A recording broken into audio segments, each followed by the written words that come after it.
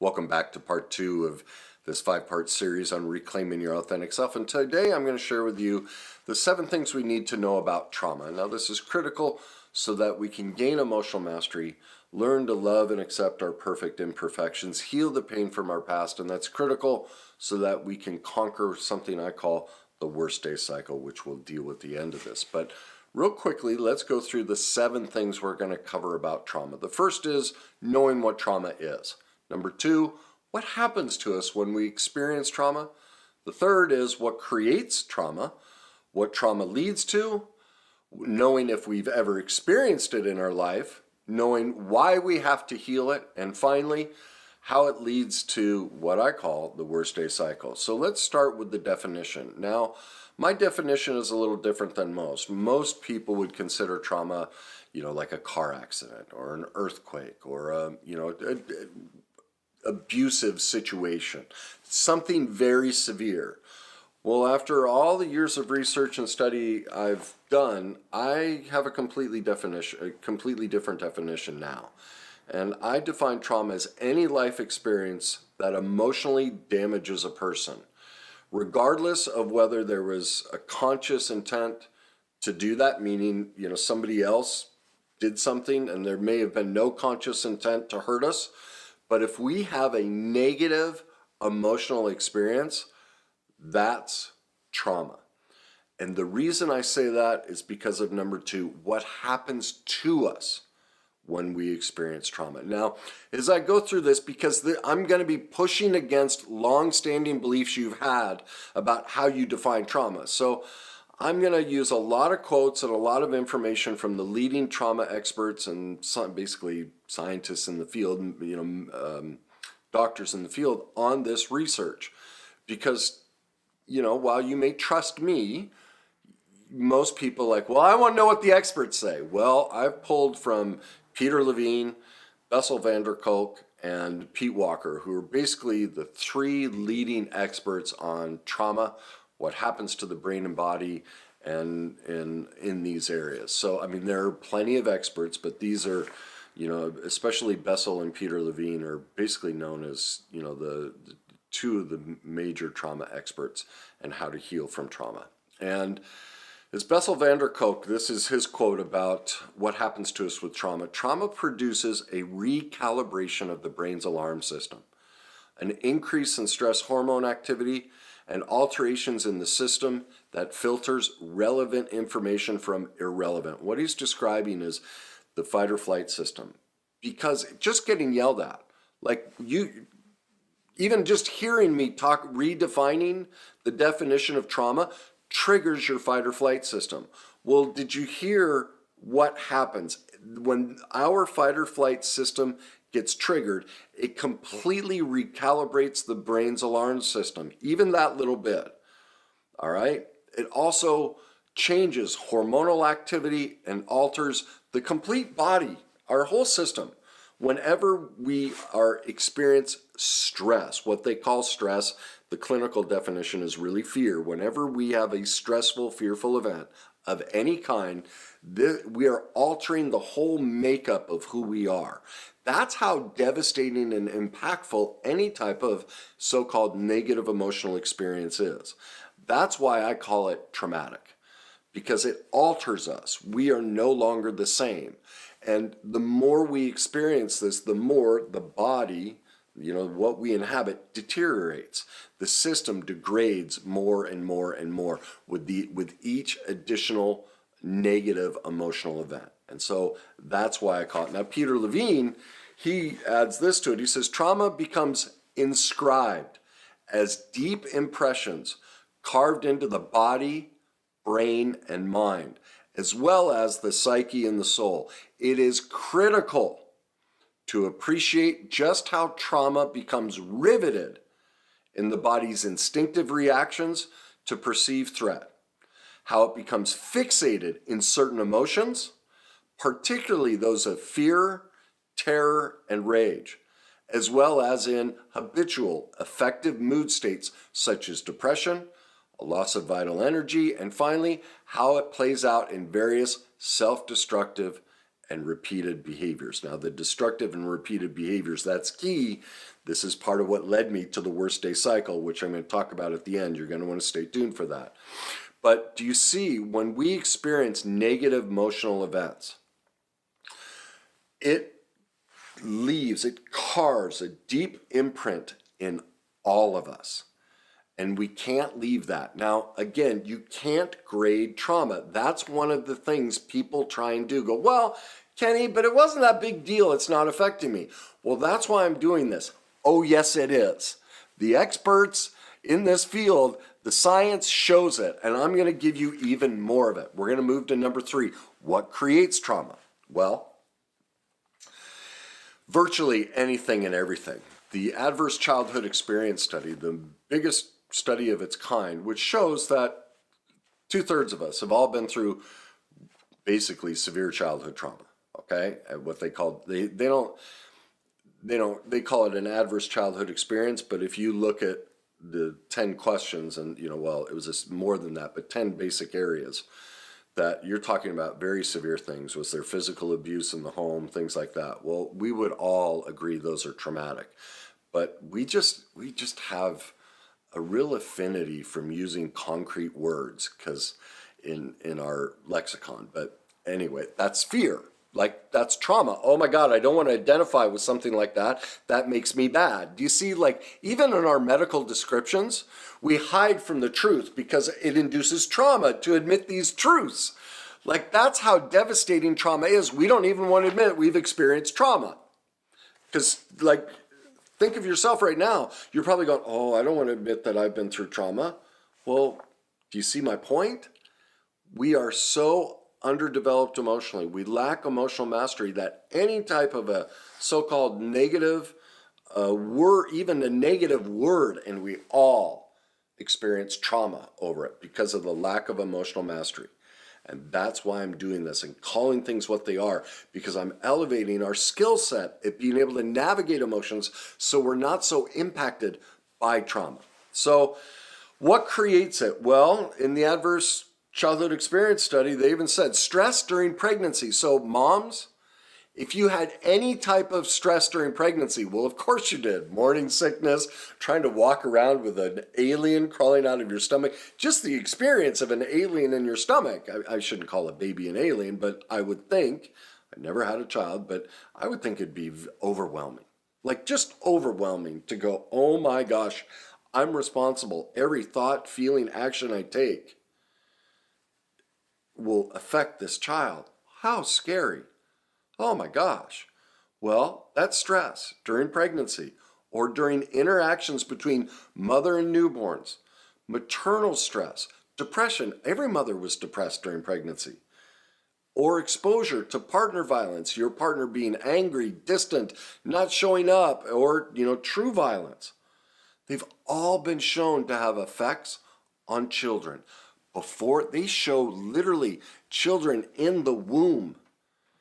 The mother experiences any spike in fear, in stress, completely alters the DNA and genetic makeup of the child. Right there, our child hasn't even been born and it's already a trauma being. The act of being birthed is a traumatic experience, to go from this warm, safe environment out to something completely different. We have no emotional capabilities and all this new stuff.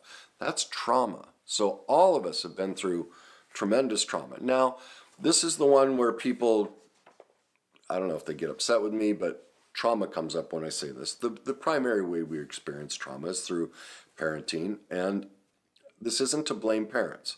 And so, again, I've done this many times, but it's important because people get so defensive about bringing up anything about parenting.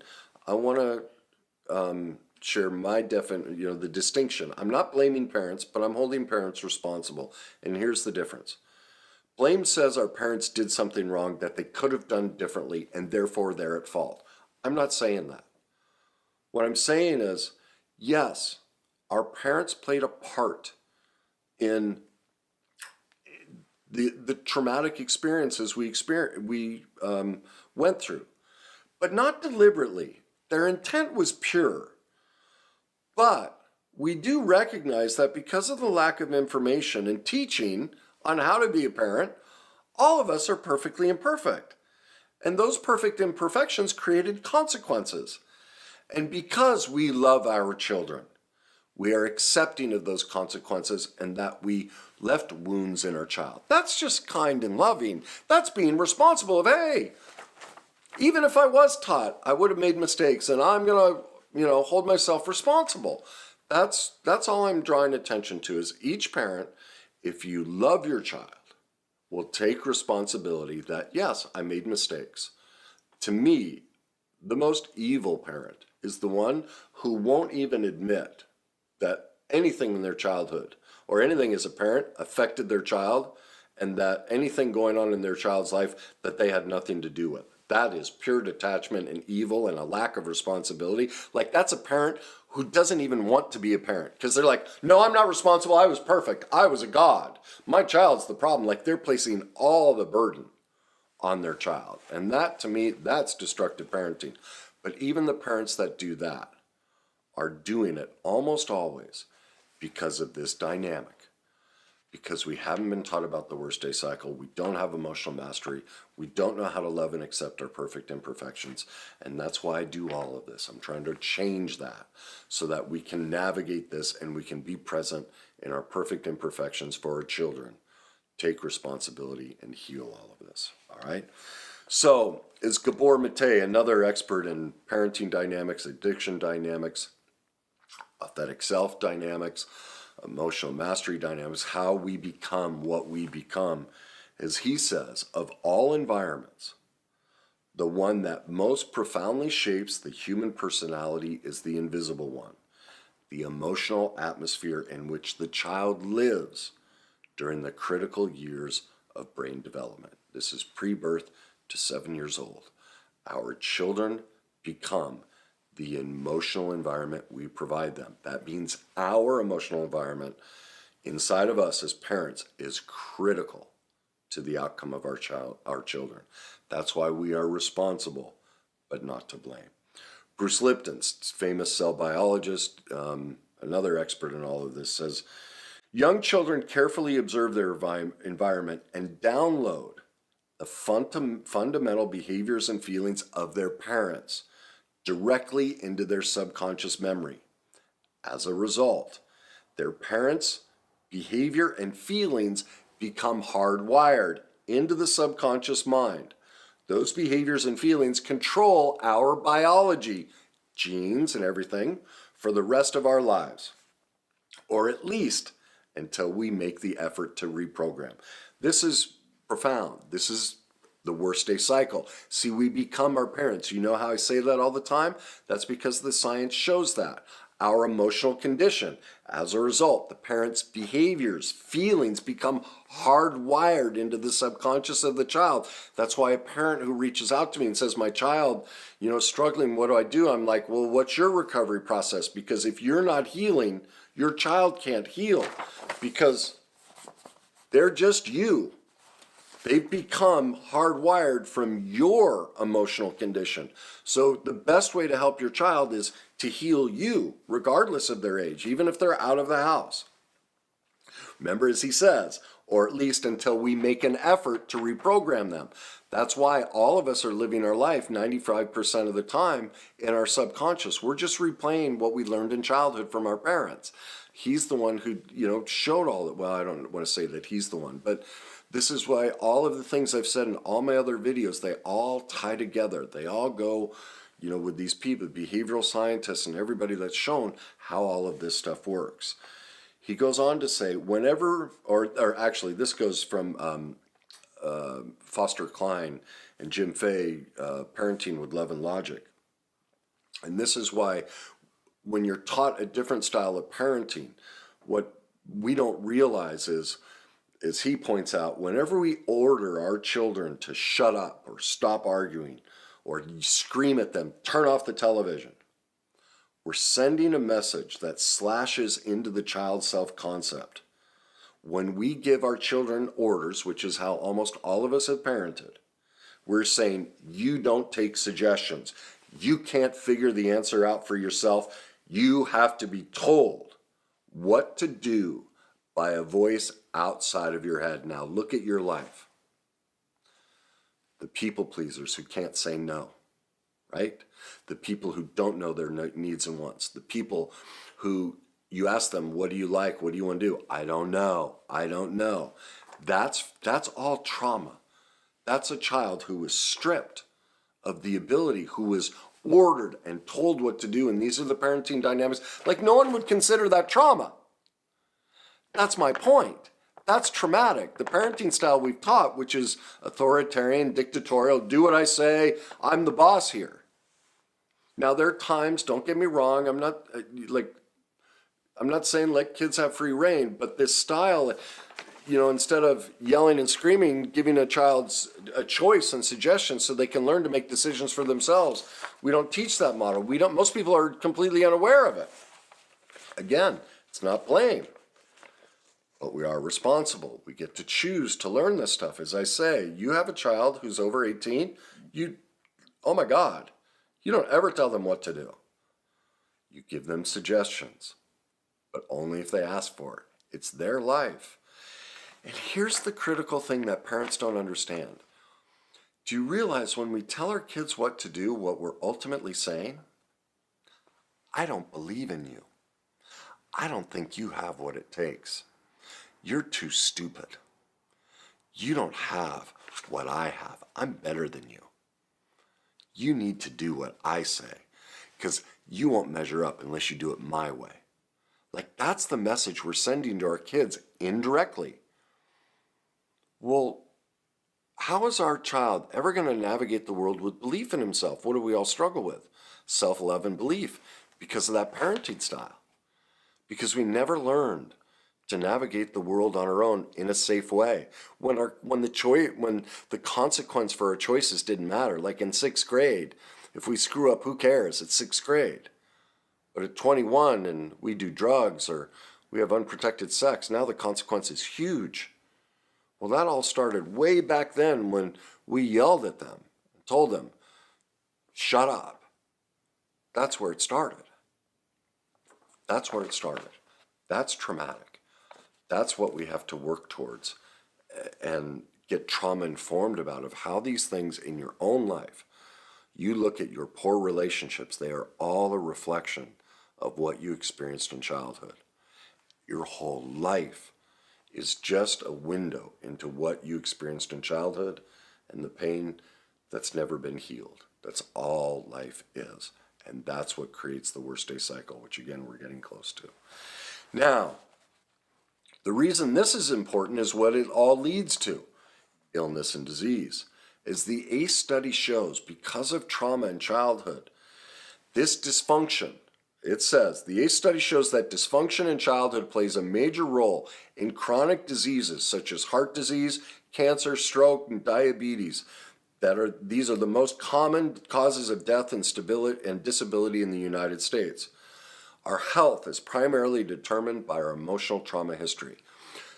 Nearly every single illness and disease has an emotional element. That's by the CDC, the AMA.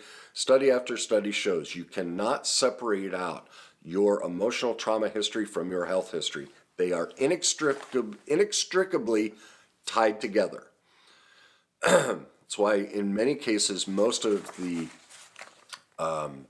most effective treatments for so many conditions are emotional mastery, the things I teach. It's not the pills, it's not any of the stuff that you get from a doctor. It's learning to go back and heal your emotional trauma that heals these things. The pills won't do it, but we've all been taught. What have we been taught? Can't be childhood, can't be any of this. We go to the doctor, everything's a pill. Just give me the pill. Well, that's why I'm doing this, is we're so misinformed on trauma and how it works. We're using medicine incorrectly. It's actually hurting us and making us sicker. It's not. It should be working in concert with our emotional mastery, our emotional condition. That shouldn't be left out of the puzzle. So, number 5, how do we know if we've experienced trauma? Well, there are 4 questions that I've come up with that, to me, point this out, that we've experienced it, and it also shows we're stuck in the worst day cycle. The first one, as a child, whenever you felt sad, angry, or scared at anything your parents said or did? Could you discuss it with them? In my experience, no. I've never heard anyone who could have a discussion with their parents. It was, get in your room, I don't want to hear about it. Like, you couldn't talk to them, especially if your parents were upset. All right? And remember, if they're, we're sad, angry, and scared at them, that's trauma, and we can't have a discussion with them right there. Abandonment, neglect, like, shut off. So what's going to happen when we get older and we get in a relationship and our partner gets big and scary? Boom, we're going to relive it. You're going to see the worst day cycle. All right. Number 2, have you kept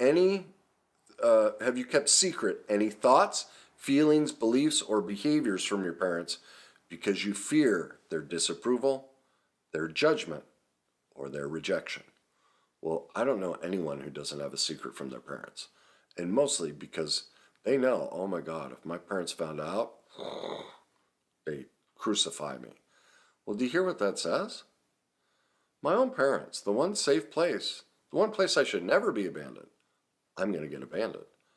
And that's hard to, I can hear and feel people's defensiveness of, oh, I don't want to admit that. That's that trauma bond to our parents of, oh, we can't admit the truth about our parents. This goes back to the responsibility of, we can't just say, because I do love my child, I'm accepting of the consequences of my perfect imperfect parenting. We know our parents won't do that. They're going to crucify us if we bring this up. Number 3, you can't sit with your parents and openly discuss their perfect imperfect parenting. Even worse, as a grown adult, you're afraid to even mention the subject. Well, that's primarily most people like, oh my God, my parents, I could never talk about their imperfections. Now, if you're a parent and you're hearing this and you have that wall up, you've probably already thrown something. You've thrown your phone, you've shut me off, you've left me nasty comments already. And here's why. Because as a child, you were so stripped of your own voice. That's really what it is. The people that are angry at me, it's the child inside of them that's broken. Because it was so beat into them that you must sacrifice your life for your parents' happiness, that, do you see, to confront that would be the death of you. Like, you created a construct to survive, that my existence is all about keeping mom and dad happy. So Kenny, if I accept what you're saying about this, I die, because I created this belief system around that concept. So that's why they would get enraged and push me away. Number 4, this is what you'll see a lot. You excuse, minimize, or justify your parents' perfectly imperfect parenting of you. These are the people that, well, the spanking was fine. Oh, I got hit. It didn't matter. Oh, my parents screamed out. Well, I deserved it. It was good for me. Look at all these millennials. It's because they didn't get beaten. They didn't have to do it. Like, all of that, it's okay. Then, so do you know what that leads to? That narcissist who's treating you like, you know what? That's why you stay with them. Because you just learned to minimize and deny your parents. You're going to do it with him or her. Like with your boss, your friends, all that poor treatment that you're minimizing, that you experienced, you're doing it in your life right now. You don't do these. We learn about relationship from our parents. Your relationship history shows me your childhood history with your parents and what you experienced from them and how they treated you. There's a direct, irrefutable connection between the two. All right? We learn about relationship from our primary relationship with our parents. So, why is it important that we heal this? Alice Miller really speaks to this perfectly. She says, we cannot really love if we are forbidden to know our truth, the truth about our parents and caregivers, as well as about ourselves. We can only try to behave as if we are loving. But this hypocritical behavior is the opposite of love. It's confusing, deceptive, and it produces helpless rage in the deceived person. So whether it is ourselves or our parents who avoid this mourning, It means that we remain at our core the one who is unloved. For we have to dislike everything in ourselves that is not wonderful, good, and clever. By doing so, we perpetuate the loneliness of childhood. We despise our weaknesses, our helplessness, our uncertainty. In short, the perfectly imperfect child in ourselves, our parents, our children, and in others. And this is what creates the worst day cycle. It is forbidden for us to know the truth. That's at the core of the worst day cycle. That's at the core of the inability to gain emotional mastery. That's at the core of the inability to love and accept our perfect imperfections. And this is why trauma is so significant. It starts everything. Our inability to not blame our parents, but hold them responsible. You see, without truth, without the ability for both parent and child to have an open discussion about truth, we can only behave as if we're loving. I literally, before shooting this video, was in a text conversation with somebody who's with a narcissist, and she's going about telling me about this narcissist who she says has legitimate health issues, but whose health, she's gotten rid of the narcissist, but the narcissists keep coming around for these health problems. And because she's so kind and caring, she can't let go. She's just dealing with the health issues. Well, this is exactly what Alice Miller is describing. We can't really love if we're forbidden to know the truth about our parents and caregivers, as well as about ourselves. See, what this woman can't admit to herself is that she's manipulating her narcissist. She's using him. She knows that he's getting sick and pretending to be sick so she will care for him. She admits it in her messages. So she can only try and behave as she's loving, right? She's pretending because she knows it's manipulative. She says, I know he's just using me.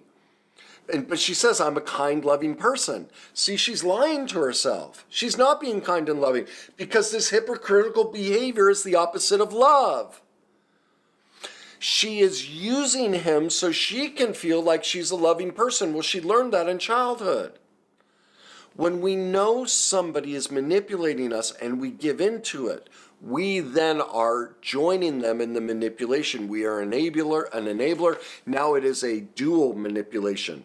We are both sharing equally in the harmful dynamic, and that's exactly what Alice Miller is describing. And this is all of us.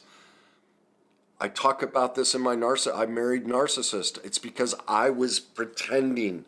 I was behaving as if I was loving, and every person who's ever been with a narcissist is behaving also. They are mutually manipulative, just like the narcissist. They just do it differently. None of us are in truth. None of us are kind or loving. We're doing the best we can. We're not to blame, but we are responsible. And that's why this is so critical, why we have to do this work. Because what ends up happening? Without it, we despise our weakness, our helplessness, our uncertainty. Think of it. Think of all of us with the relationships, and we can't stand how much we hate ourselves for how weak and silly and all the different things. That all goes, this is wounding back here that we've brought into the present day. We must gain emotional mastery. We must love and accept our perfect imperfections, conquer the worst day cycle, heal the trauma from the past so we can reclaim our authentic self. And one of the ways we do that is by becoming trauma informed. So what is the worst day cycle? Well, the worst day cycle is, it kind of extends off of, well, Freud and Janae, they talked about repetition compulsion. Bessel van der Kolk did a whole series on it, paper and stuff like that. But they're really talking about deep, severe trauma. The worst day cycle, which I really developed, is I show how it's everything we do. Your career, like all we ever do as humans is recreate our trauma. Like, because science has gone further, I can show that every aspect of your life, all you're doing is replaying the trauma from your childhood. Nothing else in your hobbies, careers, everything. And as Joe Dispenza puts, because of the chemical release and what happens to us in childhood, we choose to remain in the same circumstances because our brain and body have become addicted to the emotional state they produce and the chemicals that arouse that state of being. That's what happens when we go through trauma. Remember earlier, I talked about how Bessel and Peter Levine talked about the chemical interaction when trauma happens. Well, it creates an emotional chemical addiction. That's why we need emotional mastery. Like, are you seeing how everything I preach is all tying together? And it's creating this addictive cycle in all of us, every area of our life. We're replaying it. As Bessel van der Kolk says, scared animals return home, regardless of whether home is safe or frightening. Somehow, the very event that caused them so much pain had also become their sole source of meaning. They felt fully alive only when they were revisiting the traumatic past. This is everybody, like Saddam Hussein. Remember when we went in there and then he went to ground and was running away? He went back to his childhood home. That's where they found him. And this is where he was rejected by his father and mother. They rejected him at birth. And then he was raised by his stepfather who beat him and say, "You are a son of a dog. I don't want you." And where did they find him? In the exact same neighborhood, in a hole, living like a dog. He returned to the childhood where he had no chance of escape. That's what we all do in every area of our life. That's why 93% of the people on this planet are unhappy. That's why only 7% have been truly satisfied in their careers for decades. Gallup has done polls like that. Like everywhere, that's why I call it the worst day cycle. It's a repetition compulsion in every area of our life. We're repeating because we don't have emotional mastery, because we don't know how to love and accept our perfect imperfections, because we don't know how to heal the pain from the past, and because we have to reorient two things.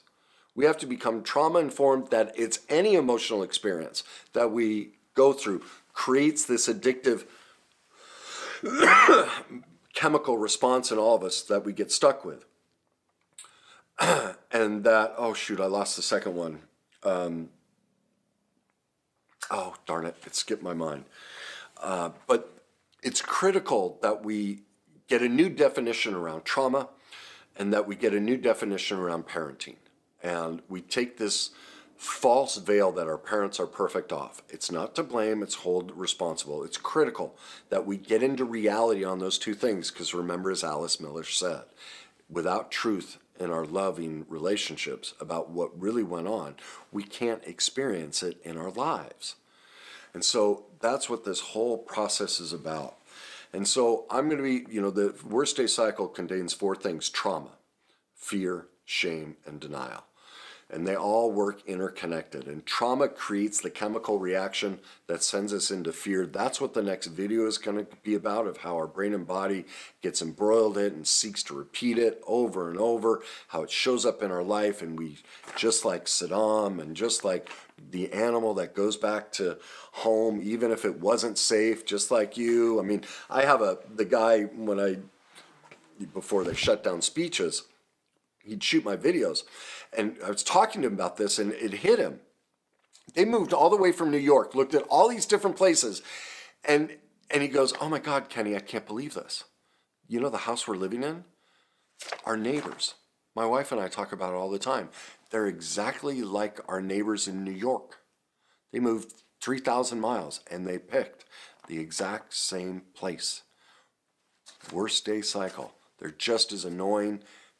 Our brain and body becomes addicted to repeat what it knows, except, what did I say in the beginning? Gotta find the right page.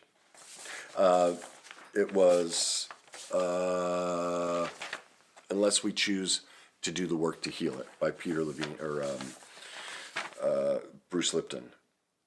Unless we go back and learn to reprogram ourselves, we repeat these behaviors over and over and over. So, we're going to cover all of that moving forward, and how this all works so that we can reclaim our authentic self. Because if I could do it all over again, I would have changed the name of my book to Your Journey to Yourself, because that's really what it shows. And that's what this 5-part series is going to take you to, is the beginning process. Now, if you want to do the work to heal, I have 2 free options for you. First, subscribe to my free online magazine site. It has all the books. If you go to the book recommendations tab, all the books, Bessel, Peter Levine, they're all listed there. You can gain this exact same knowledge and everything, so you're trauma informed, you're worst day cycle informed, emotional mastery informed, perfect imperfection informed, heal from the past informed. You can gain all this skill and knowledge yourself, all right? The address for that is www.thegreatnessuniversity.com. Subscribe to that, book recommendations. You can get all that for free. Please sign up for my free masterclass, Your Journey to Emotional Mastery. This will give you the basics to develop emotional mastery, heal the pain from the past, do all of these things. You can find that at www.thegreatnessyou.com. Those are free. You want to take it a step further, become an expert in the worst day cycle, pick up my book, Your Journey to Success. It will teach you the full process. If you want to take your healing recovery further, go back to thegreatnessyou.com, my masterclasses. Between that and my book, they work you through the process of developing emotional mastery, healing the pain from the past, reconnecting to yourself and your authentic self. If you think this will help somebody, please share it. If you want to leave me your comments, please do. And this was a long one. Enjoy the journey.